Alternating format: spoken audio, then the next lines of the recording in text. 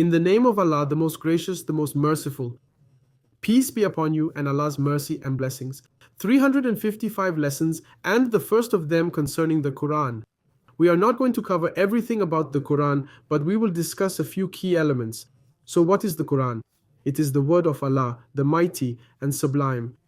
In reality, the book that we hold in our hands, like this one for example, its true name would be, well, not this specific one since it is translated into French, but let's say it was a mushaf that I have only in the Arabic language.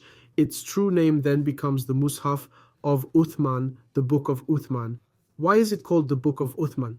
Because the Quran, let's consider the one I'm holding in my hands, is 100% in the Arabic language. The Quran is solely the word of Allah, the mighty and sublime, that is contained within it.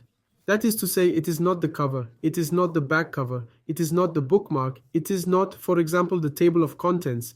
It would not be, for instance, the various pages of publication, such as the calligraphy. All of this is not the Quran. The Quran is solely the word of Allah Azza wa Jal. It begins with the Basmala, Bismillahirrahmanirrahim from Surah Al-Fatiha, and ends with An-Nas from Surah An-Nas. That is the Quran. But the Quran has been preserved in a book that we consequently call Mushaf.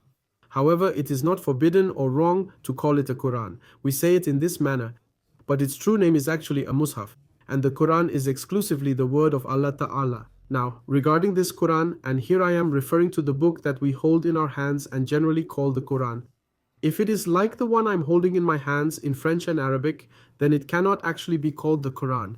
This here is a translation of the Quran, and I can touch this one without Allah's permission or theirs, without having performed ablution. On the other hand, if it is entirely in Arabic, then it becomes a true Quran and a genuine Mushaf. And in that case, I cannot touch it without seeking help from Allah or performing ablutions. Moreover, I cannot place anything above the Mushaf except for another Mushaf. In other words, if it is placed like this in my bookshelf, I can only put another Quran on top of it, one that is completely in Arabic. And if I have several mushafs in my possession, some in Arabic and some in French, if I have multiple Qurans in French and Arabic, then it is always the one that is entirely in Arabic that must be placed above the others, and not the other way around. Barakallahu fikum, wassalamu alaikum wa rahmatullahi wa barakatuh.